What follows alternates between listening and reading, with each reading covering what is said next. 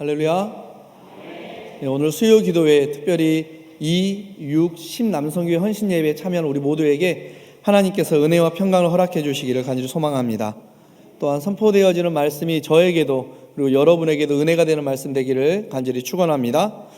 네, 방금 2, 6, 10 남성교회에서 이렇게 특송을 했는데 첫 소절을 듣고 소름이 돋아가지고 너무 은혜가 됐습니다. 하나님께서 우리 이남성교회 그리고 6남성교회 10남성교회에 하늘의 큰 복을 허락하여 주시기를 간절히 소망합니다. 말씀을 시작하면서 여러분에게 질문 하나 드려도 되겠습니까? 최근 여러분이 가장 자주 하는 말이 무엇입니까? 저는 생각을 해봤는데요. 저는 하나도 바쁘지 않아요 라는 말, 그리고 부탁드립니다, 그리고 또 하나 생각해 보니까 감사합니다 라는 말이었습니다. 하나도 바쁘지 않아요 라는 말은요, 바쁘지 않으니 언제든지 오셔서 신방 요청도 하시고 언제든지 오셔서 기도 요청도 하시고 신앙에 궁금한 것이 있으면 물어보시기도 하셔라 라는 마음으로 하고 다니는 말입니다. 우리 성도님들이 너무 착하셔가지고 목사님들 바쁠까봐 기도 요청도 잘 못하시고 신방 와달라는 이야기도 잘 못하시는 것 같더라고요. 목사님들 많이 안 바쁘시죠? 언제든지 신방 요청하시면 목사님들 기꺼이 신방해 주시고 또 기도 요청하시면 기도도 해 주실 줄로 믿습니다. 그리고 제가 부탁드립니다, 감사합니다 라는 말을 또 자주 해요. 제가 예배위원회를 섬기고 있습니다. 그래서 예배와 관련된 예배위원을 세우고 예배와 관련된 일들 때문에 자주 부탁을 드리는데, 그러다 보니 부탁드립니다 라는 말을 입에 달고 사는 것 같아요. 그런데 이 부탁을 받고 성도님들 대부분이 기꺼이 기쁜 마음으로 네 알겠습니다 목사님 하고 대답해 주셔요. 너무 감사해요. 부탁을 드렸는데 부탁을 들어주시면. 그래서 그 감사한 마음을 담아서 감사합니다 라고 이렇게 인사를 드립니다. 그런데 생각해 보니까 정말 감사하더라고요. 제가 하나도 바쁘지 않아요, 부탁드립니다, 감사합니다 라고 말할 때 목회자가 얼마나 열심히 하지 않으면 바쁘지 않을 수 있냐, 자기가 할 것이지 계속 부탁만 하네, 또는 말로만 감사하다고 하면 끝이야? 라고 하는 분이 한 분도 계시지 않습니다. 얼마나 감사한지 하면서 하나님 정말 감사합니다, 제가 정말 좋은 교회에서 사역하게 하시니 감사합니다 라는 고백을 했습니다. 아마 우리 바른교회 성도님들의 심성이 본래 고운 것도 있겠지만 우리 목사님들, 목회자들을 그 마음을 헤아리고 또 하나님 앞에 순종하는 마음으로 그렇게 함께 해주는 것이라고 생각을 합니다. 이런 우리 바른교회 성도님들에게 하나님께서 칭찬하시고 복을 내려주시기를 주님의 이름으로 간절히 축복합니다. 오늘 말씀을 함께 나눌 텐데, 오늘 말씀은 혀에 관한 야고보의 가르침을 담고 있는 본문을 가지고 함께 나누려고 합니다. 야고보는 야고보서 3장을 시작하면서 먼저 이렇게 이야기를 합니다. 본문 1절과 2절 말씀인데요, 제가 읽어드리겠습니다. 내 형제들아, 너희는 선생된 우리가 더 큰 심판을 받을 줄 알고 선생이 많이 되지 말라. 우리가 다 실수가 많으니 만일 말에 실수가 없는 자라면 곧 온전한 사람이라 능히 온몸도 굴레에 씌우리라. 야고보는 혀에 대해 이야기하면서 가장 먼저 가르치는 사람이 되는 것에 대해서 권면을 하고 있습니다. 초대교회 시절에는 신학교가 없었어요. 그래서 오늘날과 같이 신학교를 졸업하고 목사가 되어서 말씀을 가르치는 그런 직분이 명확하게 구분되어져 있지 않습니다. 초대교회의 선생은 유대교 랍비와 같이 교회 내에서 교리를 가르치고 말씀을 가르치는 중요한 임무를 맡았어요. 전문적인 신학교가 존재하지 않았기 때문에 사도들에게 혹은 개인적으로 받은 그 가르침을 가지고 교회 내에서 가르치는 책임을 맡아서 말씀을 가르치는 일들을 초대교회의 선생이라는 직분을 맡은 자들이 했습니다. 그런데 이게 명확하게 정리된 가르침을 받은 게 아니잖아요. 그렇다 보니까 시간이 흐를수록 자기의 경험과 자기의 생각이 덧붙여지는 거예요. 그래서 교회 안에서 행해지는 가르침들에 혼선이 생기게 되었다라는 거죠. 그래서 야고보가 이야기를 하는 거예요. 선생님들이 가르칠 때 말을 조심해야 합니다. 그리고 선생님들일수록 더 큰 심판을 받을 수 있으니 선생님 되는 것을 좋아하지 마십시오라고 경고하고 있는 것입니다. 흥미로운 것은요, 야고보가 초대교회를 향해서 글을 쓰면서 그 대상을 수신자들로만 한정하지 않았다라는 거예요. 1절 말씀을 보면 너희는 선생된 우리가 라고 말을 하고 있고요, 2절 말씀을 보면 우리가 다 실수가 많으니 라고 말하고 있습니다. 즉 혀에서 나오는 말을 조심해야 할 사람 중에 자기 자신도 포함시켰다라는 것입니다. 우리는 누군가에게 신앙의 권면을 하고 삶의 권면을 할 때가 있습니다. 그런데 그러한 권면을 할 때요, 나 자신은 그 권면에서 배제시키고 이야기하는 경우들이 왕왕 있습니다. 하지만 권면하는 사람이나 권면을 듣는 사람이나 모두 다 같은 하나님의 자녀들이죠. 하나님의 피조물입니다. 그렇기 때문에 사실 그 권면에서 자유로울 수 있는 사람이 아무도 없습니다. 즉 지금 제가 강단에 서서 하나님의 말씀을 전하고 있지만 이 말씀을 들어야 하는 사람들 중에 여러분들뿐만 아니라 말씀을 전하고 있는 저 역시 이 말씀을 듣고 묵상하고 결단해야 한다라는 것입니다. 그래서 야고보는 3장 말씀을 진행해 나가면서 우리라는 단어를 자주 쓰고 있습니다. 이어서 야고보는요, 말에 실수가 없는 사람이라면 그가 온전한 사람이다 라고 이야기를 하고 있어요. 그런데 말에 실수가 없는 사람이 있습니까? 말에 실수가 없는 사람은 없습니다. 그렇기 때문에 야고보가 2절 말씀에서 이야기하고 있는 온전한 사람이란 절대적으로 완전해서 죄가 전혀 없는 사람을 의미하고 있지 않아요. 야고보가 말하고 있는 완전한 사람이란 영적으로나 도덕적으로 성숙한 믿음의 사람, 성숙한 믿음을 가지고 있는 사람을 완전한 사람이다라는 말로 표현을 하고 있습니다. 물론 그렇게 성숙한 믿음을 가진 사람도 말에 실수를 하겠죠. 하지만 그럼에도 자신이 말에 실수하지 않도록 깨어서 노력하면서 혀를 통제하려고 하는 것, 하나님께서는 그 모습을 보시고 그를 온전하다, 그가 의롭다라고 칭해 주시면서 세워주신다라는 것입니다. 즉 성화의 과정, 성숙한 믿음을 소유하기 위해 노력하는 그 과정 가운데 노력하는 그 사람의 최선을 하나님께서는 최고의 헌신으로, 최고의 결단으로 받으신다라는 거예요. 그리고 그 사람의 그 최선을 최고로 받으시는 하나님께서 그 사람을 온전한 사람, 의로운 사람으로 세워주신다라는 것입니다. 우리 모두가 이 사실을 기억하면서 아직은 부족하지만 그럼에도 불구하고 예수님을 닮고자 노력하여서 하나님께 인정받는, 하나님께서 세워주시는 하나님의 백성이 되기를 주님의 이름으로 간절히 소망합니다. 본문 중 3절부터 5절 상반절까지의 말씀은 우리가 가진 혀의 위력, 혀의 힘에 대해서 이야기를 하고 있습니다.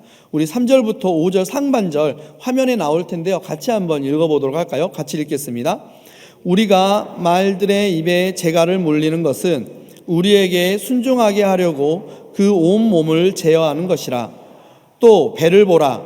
그렇게 크고 광풍에 밀려가는 것을 지극히 작은 키로서 사공의 뜻대로 운행하나니 이와 같이 혀도 작은 지체로 돼 큰 것을 자랑하도다. 아멘.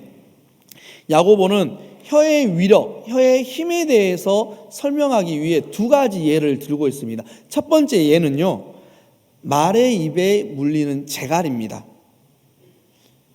말의 신체 부위 중 가장 힘이 센 부위는 어디일까요? 많은 사람들이 이 질문에 말의 다리, 그 중에서도 뒷다리라고 이야기를 합니다. 실제로 말의 발길질에 사망하는 사람도 있으니 정말 그런 것 같습니다. 그런데요, 사실 말의 신체 부위 중 가장 힘이 센 부위는 목이라고 합니다. 이 말의 목은요, 말이 뒤집혔을 때 말의 체중까지도 버틸 수 있을 만한 힘이 있다라고 해요. 그래서 말은 그 고개, 자기의 목이 향한 곳으로만 달려간다라고 합니다. 그래서 사람들은 말의 입에 재갈을 물리고 그 재갈에 고삐를 메어서 말이 달리는 방향을 제어하는 것이죠. 아무리 날뛰는 야생마라도 입에 재갈을 물리고 고삐를 매면 힘을 쓸 수가 없습니다. 말의 큰 덩치에 비해 작은 고삐이지만 그 고삐로 이 말을 통제할 수가, 제어할 수가 있다는 것입니다. 그런데 사람의 혀도 이와 같습니다. 혀에 재갈을 물리지 않는 사람의 삶은 마치 야생마와 같이 청방직축으로 날뛰게 됩니다. 하지만 재갈 물린 말이 사람에게 유익하게 쓰이듯이 우리의 혀에 재갈을 물리면은요, 우리의 삶도 복된 방향으로 나아가게 되는 줄로 믿습니다. 그만큼 통제되는 혀는 우리의 삶에 큰 유익을 가져온다라는 것입니다. 야고보가 혀의 위력, 혀의 힘에 대해서 설명하기 위해 두 번째로 든 예는 푸른 바다에 떠 있는 큰 배와 그 배를 조정할 때 쓰이는 키입니다.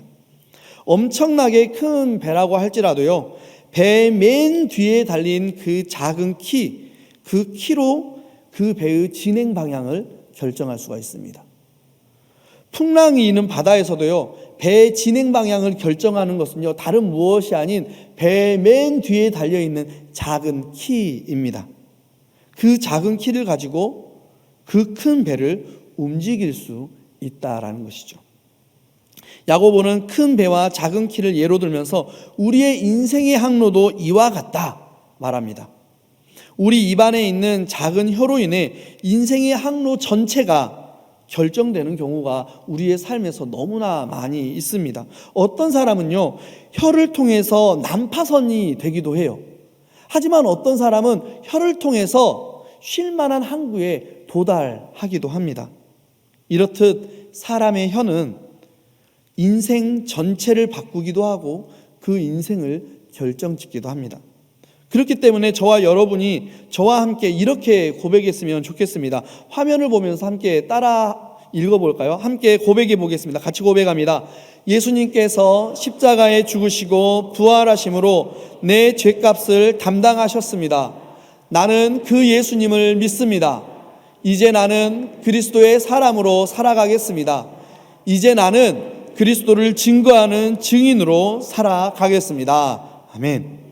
로마서 10장 10절 말씀에 이렇게 기록되어 있습니다. 사람이 마음으로 믿어 의에 이르고 입으로 시인하여 구원에 이르느니라.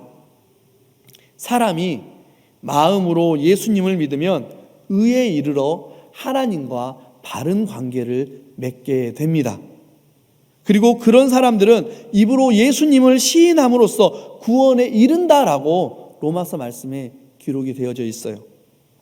사랑하는 여러분, 우리의 입으로 예수님을 시인함으로써 구원에 이른 사람의 삶을 살아가는 저와 여러분, 우리 모두가 되기를 간절히 소망합니다. 이어서 본문 5절 하반절부터 6절 말씀을 읽어보겠습니다. 5절 하반절부터 이렇게 나와 있습니다. 보라, 얼마나 작은 불이 얼마나 많은 나무를 태우는가. 혀는 곧 불이요 불의의 세계라. 혀는 우리 지체 중에서 온 몸을 더럽히고 삶의 수레바퀴를 불사르나니 그 사르는 것이 지옥불에서 나느니라. 야고보는 본문 5절 하반절과 6절 말씀을 통해서 말에는 인생 전체를 파괴할 수 있는 잠재력이 있다라고 이야기합니다. 그리고 혀가 불과 같다라고 말을 하고 있습니다. 지난 5월 10일 캐나다 서부 브리티시 콜롬비아주에서 큰 산불이 났습니다. 어느 정도 큰 산불이었냐면요, 이틀 만에 여의도의 34배나 되는 면적을 태우는 산불이었습니다. 그리고 지난 6월 1일에도 미국 캘리포니아주에 초대형 산불이 났습니다. 우리나라도 매년 이 산불 때문에 산림과 재산 피해를 입고 있는 실정이죠.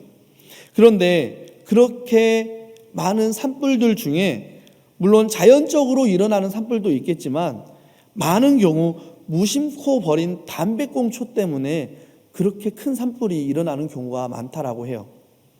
정말 작은 불이 온 산을 태워버린 것입니다. 여러분, 불이 난 현장에 가보신 적 있으십니까? 불이 지나간 자리는요, 처참합니다. 검은 재, 그을음, 탄 냄새가 그곳에 뒤덮여 있습니다. 그런데 우리의 혀가 그와 같다, 우리의 혀가 그렇다라고 야고보 선생이 이야기를 하고 있어요. 본문 6절에 혀는 불의의 세계다라고도 이야기를 해요. 불의의 세계. 무슨 말이냐면 온 세상의 악이 압축되어 들어가 머무는 곳이 우리 입안의 혀라고 이야기를 하고 있는 것입니다. 그렇기 때문에 본능에 따라 던져진 말, 생각 없이 우리가 내뱉는 말은 우리의 온몸을 더럽힙니다. 나 자신만 그렇게 하는 것이 아니라 나의 이야기를 듣는 상대방의 그 온몸도 더럽히는 것이 우리가 무심코 던지는, 우리가 생각하지 않고 기도하지 않고 던지는 말이다라는 것입니다. 그리고 그 불은, 그리고 불이 온 숲을 태우듯 그 말은 온 인생 전체를 파괴해 버립니다. 7절과 8절 말씀 같이 보실까요? 7절과 8절입니다. 여러 종류의 짐승과 새와 벌레와 바다의 생물은 다 사람이 길들일 수 있고 길들여 왔거니와 혀는 능히 길들일 사람이 없나니 쉬지 아니하는 악이요 죽이는 독이 가득한 것이라. 야고보는요, 세상의 온갖 짐승과 새와 파충류와 바다의 생물은 사람이 다 길들여 왔지만 혀는 그렇지 않다라고 이야기를 하고 있습니다. 심지어 혀를 길들일 사람은 아무도 없다라고 단정하고 있습니다. 그리고 덧붙여 혀를 쉬지 않는 악이며 죽이는 독이다라고 이렇게 이야기를 하고 있어요. 여러분, 입술에는 30초, 가슴에는 30년이라는 말이 있습니다. 가볍고 짧게 던져진 한마디지만 상대방의 가슴에는 평생 남는 말이 된다라는 뜻입니다. 화가 가득해서 내뱉어진 말을 들어보신 적 있나요? 사랑하는 관계로 만나서 함께 가정을 이룬 배우자를 향해서 저주하는 말, 자기가 낳은 자녀를 향해서 퍼붓는 욕설들 들어보셨습니까? 우리 성도님들은 그런 경험을 하지 않으신 분들이 더 많으실 거예요. 하지만 그런 말을 듣고 있으면요, 정말 혀가 쉬지 않는 악이구나라는 사실을 절감하게 됩니다. 악에서 떠나고 싶으신가요? 죄를 멀리하고 싶으신가요? 그렇다면 혀를 통제할 수 있기를 바랍니다. 혀를 통제해서 저주의 말과 욕설과 뒷담화에서 떠나시기 바랍니다. 그것만으로도 충분히 악에서 멀어질 수 있고 죄에서 멀어질 수 있습니다. 예수님께서 마태복음 12장 33절과 34절에 이렇게 말씀하셨습니다. 우리 같이 한번 읽어볼까요? 같이 읽습니다. 나무도 좋고 열매도 좋다 하든지 나무도 좋지 않고 열매도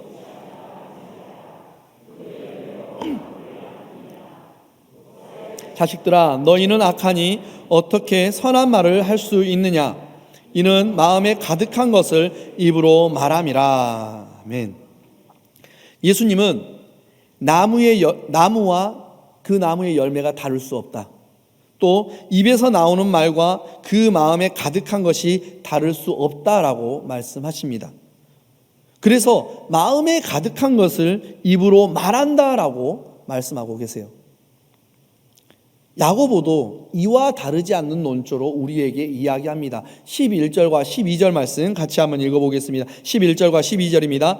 샘이 한 구멍으로 어찌 단물과 쓴물을 내겠느냐? 내 형제들아, 어찌 무화과 나무가 감람 열매를, 포도나무가 무화과를 맺겠느냐? 이와 같이 짠 물이 단물을 내지 못하느니라. 아멘. 한 샘에서 나오는 물이 달기도 하고 쓰기도 할 수가 없습니다. 그리고 무화과 나무에서는 무화과가 열리고 포도나무에서 포도가 열리는 것, 그것은 너무나 당연한 이치이죠. 야고보는 우리가 이렇게 우리 모두가 알고 있는 이 당연한 이치를 이야기하면서 그리스도인, 예수님의 제자라면 그에 합당한 물을 내고 그에 합당한 열매를 맺어야 한다. 그렇게 우리에게 이야기해주고 있습니다.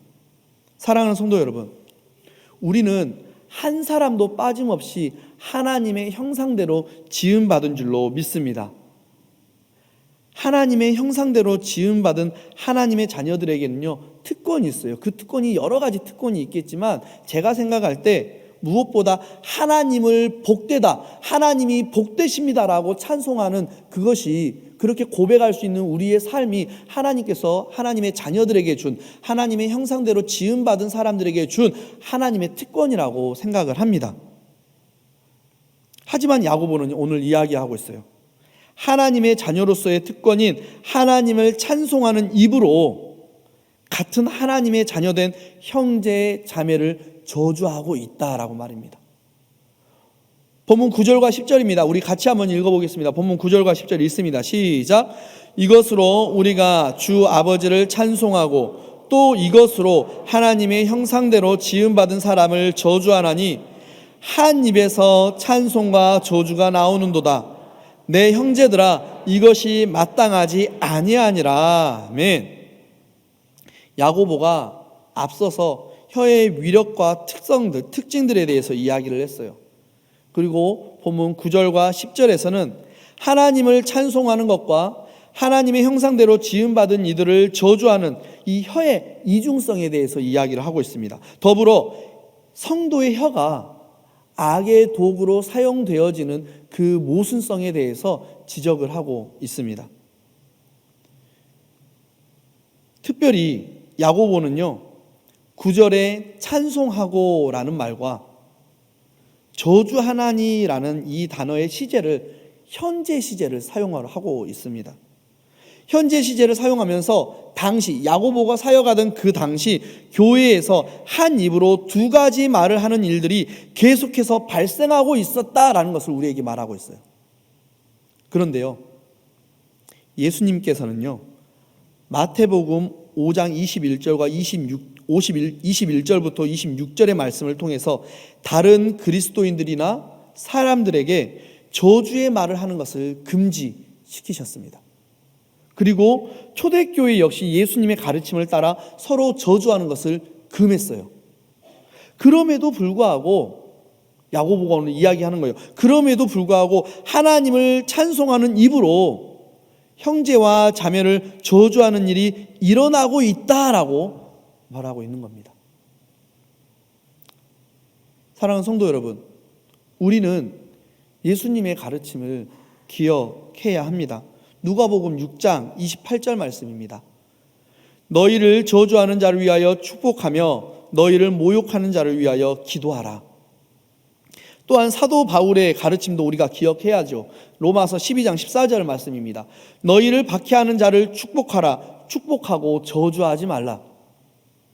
그리고 오늘 야고보가 우리에게 이야기하고 있는 이 가르침도 기억해야 합니다. 본문 10절입니다. 한 입에서 찬송과 저주가 나오는도다. 내 형제들아, 이것이 마땅하지 아니하니라.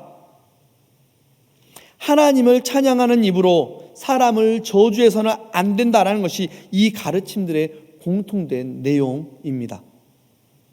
왜냐하면 하나님의 형상대로 지음받은 사람에게 저주의 말을 하는 것은요, 그 사람을 창조하신 하나님을 저주하는 것과 다르지 않기 때문이에요. 말씀을 정리합니다. 우리의 언어 생활이 바뀌면은요, 하나님과의 관계가 회복되어질 줄로 믿습니다. 사랑하는 성도 여러분, 하나님과 관계를 바로 세우시기를 원하십니까? 그렇다면 이런 말을 해보시기 바랍니다. 미안합니다. 감사합니다. 사랑합니다. 당신이 자랑스럽습니다. 존경합니다. 많이 힘드시죠? 힘내세요. 위에서 기도하겠습니다. 자녀들에게도 이렇게 이야기해 보십시오. 미안해. 사랑해. 참 잘했구나. 도와줘서 고마워. 너 때문에 내가 기쁘다.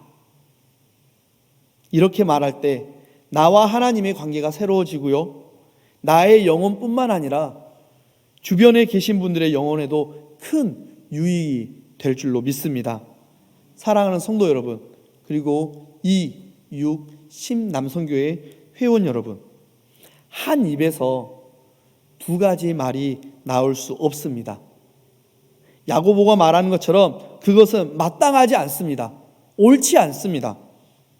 그러므로 이제 그리스도께서 우리 마음에 가득해서 우리의 혀가 그리스도로 말미암아 통제되어지고 또 우리 입에서 나오는 말이 그리스도인다운 말이 나올 수 있기를 주님의 이름으로 간절히 축원합니다.